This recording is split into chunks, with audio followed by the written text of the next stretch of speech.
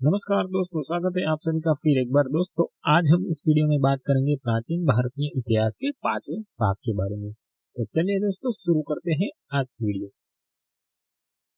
प्रश्न 1, सिकंदर की मृत्यु कहाँ पर हुई थी? तो दोस्तों इसका सही उत्तर आता है सिकंदर की मृत्यु बेबीलोन में हुई थी। तो चलिए दोस्तों बढ़ते हैं अब अगले प्रश्न की ओर। अगला प्रश्न है, राज तरंगिणी ग्रंथ किसके द्वारा लिखित पुस्तक है?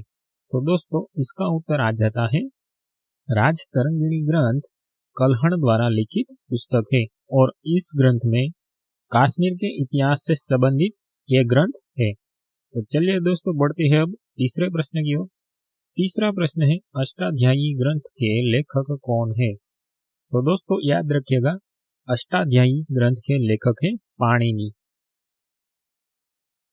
प्रश्न 4, इस्लाम धर्म के संस्थापक कौन थे? तो दोस्तों याद रखिएगा, इस्लाम धर्म के संस्थापक हजरत मोहम्मद पैगंबर थे।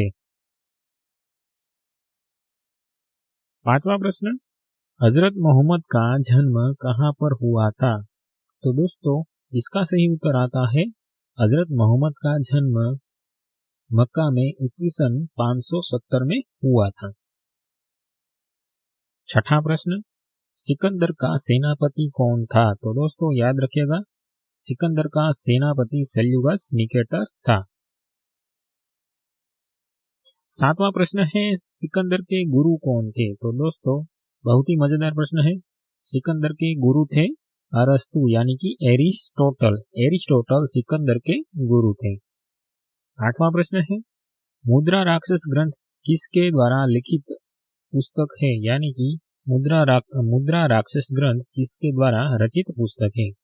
तो दोस्तों इसका सही उत्तर आता है विशाखा दत्त। विशाखा दत्त ने मुद्रा राक्षस ग्रंथ की रचना की थी। प्रश्न 9, आर्यन लोग कहां से भारत में आए थे? आर्यन लोग मध्य एशिया से भारत में आए थे। प्रश्न 10, आर्यों की मूल भाषा क्या थी? आर्यों की मूल भाषा संस्कृत थी। प्रश्न 11, मूर्ति पूजा का प्रारंभ किस काल में हुआ था? बहुत ही मजेदार प्रश्न है दोस्तों। मूर्ति पूजा का प्रारंभ उत्तर वैदिक काल में हुआ था। प्रश्न 12, मौर्य वंश के संस्थापक चंद्रगुप्त मौर्य का जन्म कब हुआ था? तो दोस्तों इसका सही उत्तर आता है मौर्य वंश के संस्थापक चंद्रगुप्त मौर्य का जन्म 345 ईसा पूर्व में हुआ था। प्रश्न 13, अर्थशास्त्र के लेखक कौन है? तो दोस्तों इसका उत्तर आता है अर्थशास्त्र के लेखक है आचार्य चाणक्य यानी कि विष्णुगुप्त चाणक्य। अर्थशास्त्र की तुलना अरस्तु के पॉलिटिक्स एवं मैकियावेली की प्रिंस से की जाती है। तो दोस्तों इसे भी याद रखिएगा कि अर्थशास्त्र की तुलना अरस्तु यानी कि एरिस्टोटल के पॉलिटिक्स एवं मैकियावेली के प्रिंस से भी की जाती है। अगला प्रश्न है, चंद्रगुप्त मौर्य के गुरु तथा महामंत्री कौन थे? तो दोस्तों इसका उत्तर आ जाता है आचार्य चाणक्य। आचार्य चाणक्य जो चंद्रगुप्त मौर्य के गुरु तथा महामंत्री थे। 15वां प्रश्न, चंद्रगुप्त की मृत्यु कहाँ पर हुई थी? तो दोस्तों इसका उत्तर है श्रवण बेलगोड़ा। श्रवण बेलगोड़ा में चंद्रगुप्त की मृत्यु हुई थी। प्रश्न 16, चंद्रगुप्त के दरबार में आने वाला यूनानी कौन था? तो दोस्तों इसका सही उत्तर आता है मेगास्थनीज। मेगास्थनीज जो चंद्रगुप्त के दरबार में आने वाला यूनानी था। 17वां प्रश्न, इंडिका पुस्तक के लेखक कौन थे? तो दोस्तों याद रखिएगा, इंडिका पुस्तक के लेखक मेगास्थनीज से।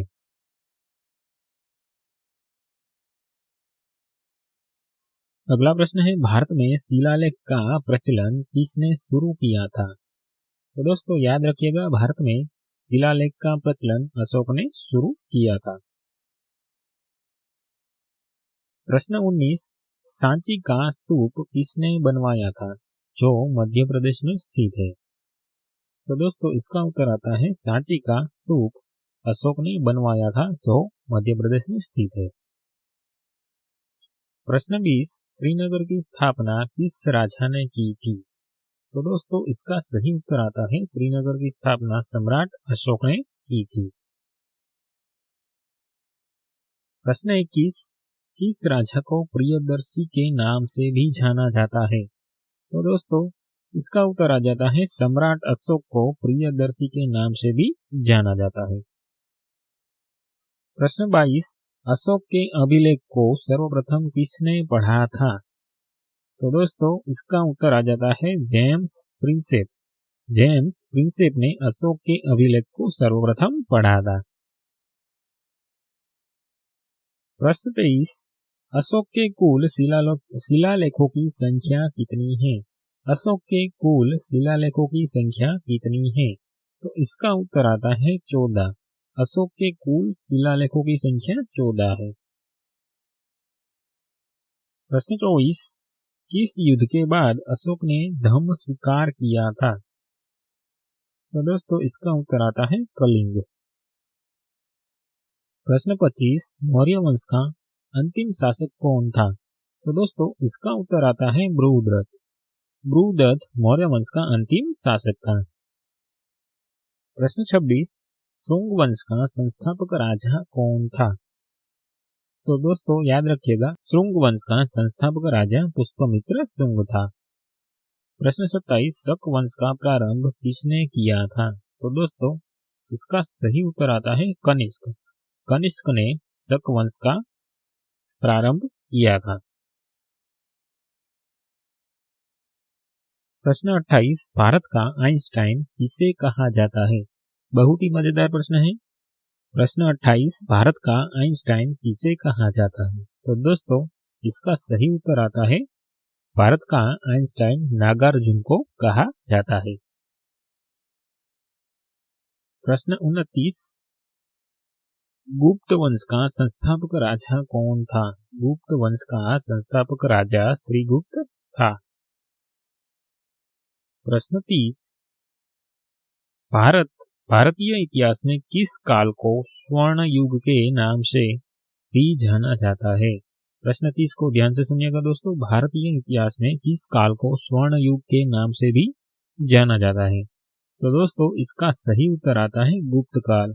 गुप्त काल को स्वर्ण युग के नाम से जाना जाता है।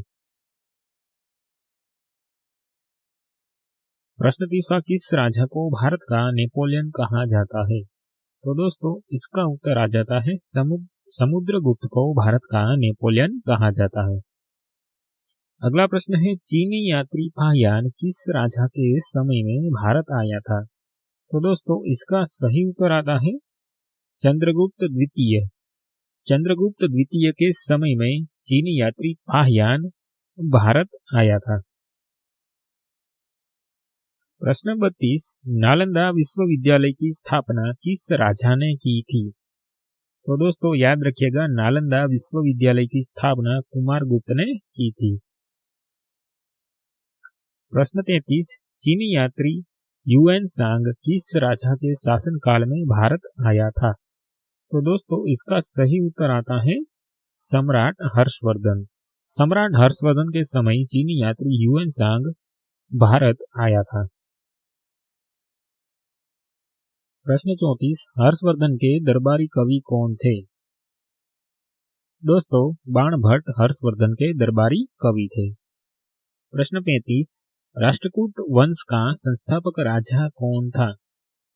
तो दोस्तों इसका उत्तर आता है दंती दुर्ग। दंती दुर्ग राष्ट्रकूट वंश का संस्थापक राजा था।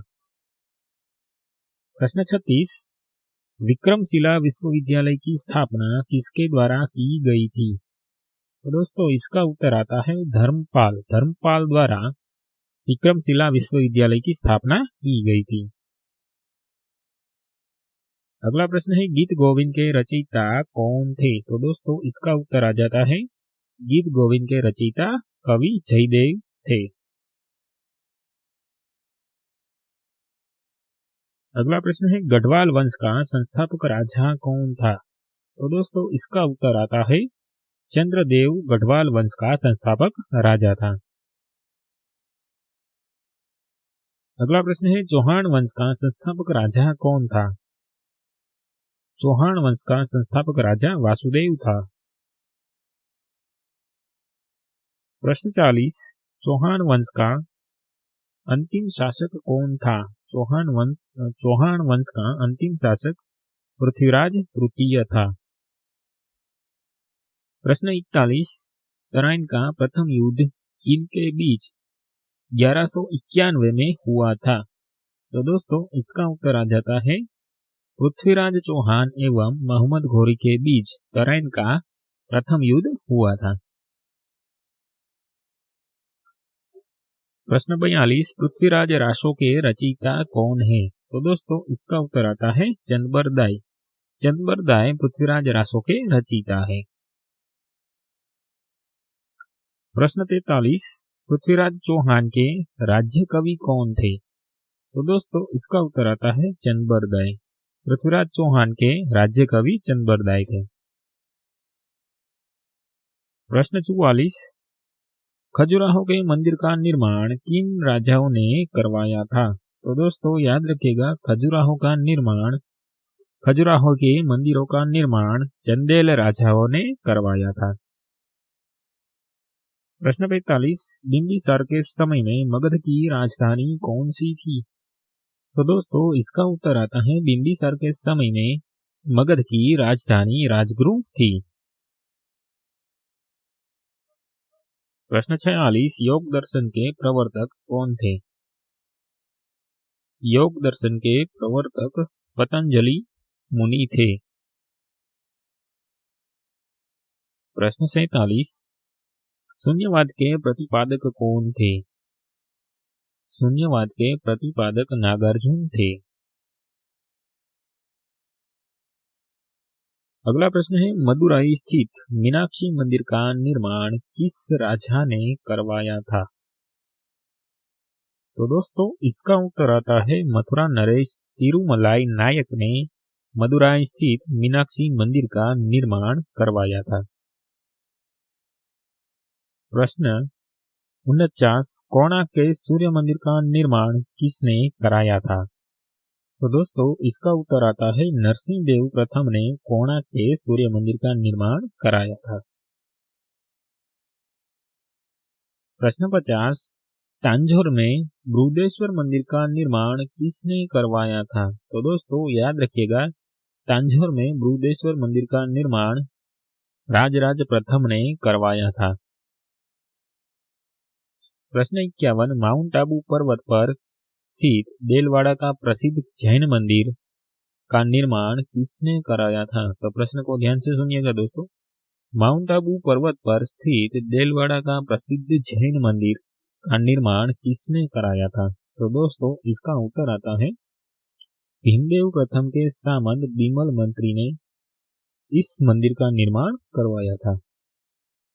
अगला प्रश्न है किसने अष्टचाप की स्थापना की थी? तो दोस्तों इसका सही उत्तर आता है आचार्य विठलनाथ ने अष्टचाप की स्थापना की थी। तो दोस्तों इस वीडियो को हम यहीं समाप्त करते हैं और मिलते हैं एक नए वीडियो में।